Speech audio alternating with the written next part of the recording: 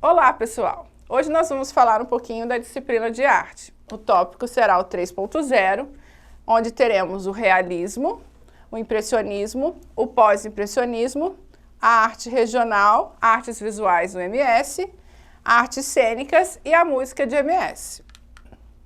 Bom, quando a gente vai falar de realismo, a palavra já diz, era um período da história onde o homem deixava de se voltar para o divino, para o espiritualismo, vivido até então durante toda a Idade Média, e passava a se caracterizar e a se familiarizar com o real, com a natureza, com a razão, com a humanidade. Tanto que a frase diz, o homem contemporâneo entendeu que precisava ser realista, tendo uma visão mais técnica e deixando um pouco o lado das emoções humanas. Então passaram a retratar imagens com mínimos detalhes da vida social daquele momento. Passaram a retratar uma pintura figurativa, retratando cenas reais, não apenas belas como eram vistas anteriormente, mas também com a realidade da sociedade daquele momento, a pobreza, as reuniões sociais, as condições humanas que aquela sociedade atravessava, sobretudo apresentando uma degradação que muitas vezes era escondida, era mascarada. E aí, em seguida, a gente vai ter o impressionismo. O que significa impressionar? Imprimir, sensibilizar, afetar, emocionar. Nossa, estou impressionada com aquela situação, estou comovida. Então, a gente tem um período do século XIX onde as figuras retratadas vão mostrar os estados que assumem a sua verdadeira impressão do que estava acontecendo.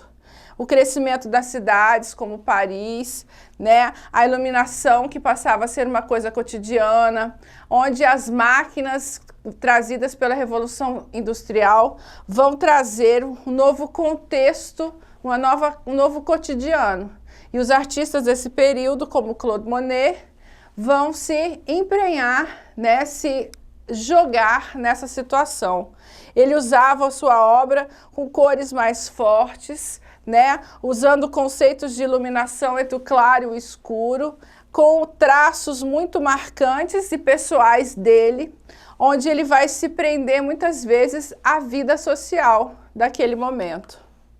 Em seguida, a gente vai ter o impressionismo, também retratado por outros artistas que eu trouxe para vocês, mostrando realmente os fatos sociais ocorridos, aqui especificamente na França naquele período, com retratos usuais da sociedade, como os conflitos que eram presentes naquele momento devido à Revolução Francesa, que estava acontecendo naquele período. E aí o artista principal, como eu falei anteriormente, o Claude Monet, ele vai representar muito luz e sombra, o uso das cores e a captação dessa impressão de uma forma muito marcante e sensível. Quando a gente fala das sombras, por exemplo, das águas aqui, a luz do sol refletindo, os reflexos, isso é muito comum no impressionismo, não só na arte de Monet, mas os outros artistas que o seguiram. Quando a gente trata de escultura, a gente vem destacar o Rodin, onde ele diz que a arte é a contemplação, é o prazer do espírito que penetra na natureza e descobre que a natureza também tem alma. As suas esculturas, elas vêm retratar uma emoção, um sentimento muito expressivo em cada traço, representado na obra, onde os músculos, parece que a escultura parece palpitar, parece ter vida, de tão marcante que são os detalhes. Ele desenvolve um método próprio, que nenhum outro conseguiu se expressar dessa forma. Depois a gente vai ter a música dessa época, que também vai ser bem marcante, onde a gente vai representar os sons da natureza através da música clássica. São uma dissolução rígida de até então de músicas que estavam sempre envolvidas com um sentido religioso, né, que era imposto pela Igreja Católica. Agora não, a gente vai ter músicas que vão expressar o luar, a cachoeira, os fogos de artifício, e vamos ter grandes artistas como aqui o Bolero de Ravel, que é uma obra muito conhecida e muito popular, apesar de ser erudita. E aí depois a gente vai ter o neoimpressionismo, que já vai iniciar no século XX, com o surgimento de explicitar um grupo de artistas que precisava retratar em pinturas as obras científicas que estavam surgindo naquela época. Então, as obras vão ser retratadas de uma forma ainda mais expressiva em relação à sociedade, ao comportamento social, ao lazer, à indústria, à máquina, à produção de uma nova orientação iniciando o século XX. E aí a gente vai ter o pontilhismo, que é uma expressão que vai dividir entre o impressionismo e a nova fase, onde os intervalos calculados entre os pontos dentro da figura vão representar uma superfície pontilhada com o apoio dessas novas técnicas científicas, um avanço para aquele período. Aqui a gente tem um Domingo de Verão na Grande Jader, em 1884, que retrata em pontos uma imagem no Parque Francês, na Riviera Francesa. O pós-impressionismo ele vai se usar de tintas fortes, com áreas muito definidas, com objetos muito coloridos, mas usados de forma arbitrária, onde de repente não era para ser aquele, é aquele. E a representação vai ser sempre tridimensional. Você tem que olhar de longe para poder reconhecer aquela imagem nitidamente. Muito de perto você não a reconhece. Depois a gente vai ter a figura de Van Gogh, que é um dos artistas mais famosos que nós temos, onde ele vai ter assim a tradicional obra O Girassol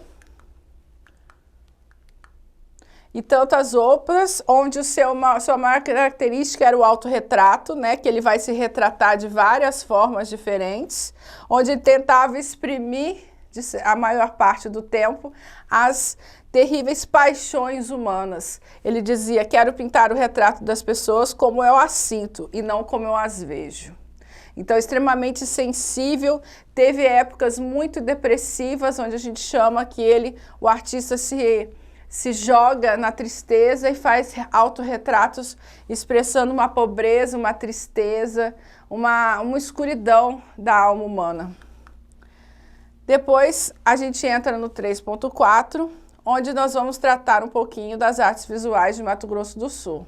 Destaquei para vocês aqui uma obra do Humberto Espíndola, que é um dos nossos maiores artistas, o primeiro artista do Centro-Oeste a ser reconhecido nacionalmente, onde ele vai retratar, na maioria dos seus trabalhos, a temática dos bois, né, a bovinocultura, que é tão característica de Mato Grosso do Sul.